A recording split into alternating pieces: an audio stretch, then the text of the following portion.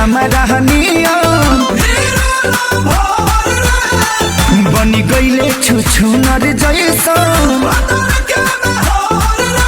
पाठा के छोड़ के करियाठा ढले ले छोड़ी के हमारा बनी गईले छुछुनर जैसा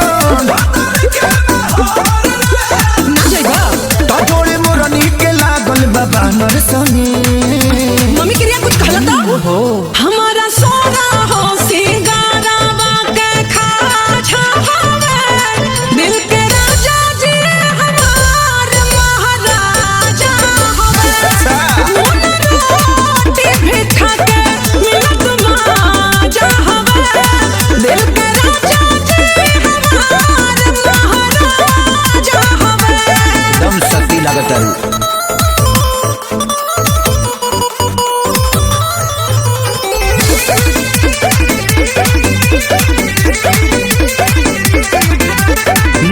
खाके मलाई कुल्ही कलाई ते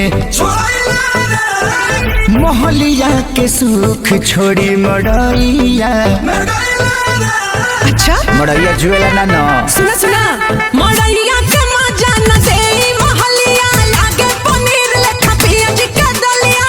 अच्छा तो छोड़ी चली आओ आबोते हमारा लगे अरे जइबा की ढेर बतियाइबा हां हमारा सोना हो सिंगारावा के खाजा हवे दिल के राजा जी हमार महाराजा हवे रोटी भी खा के मिलत माजा हवे दिल के राजा जी हमार महाराजा हवे।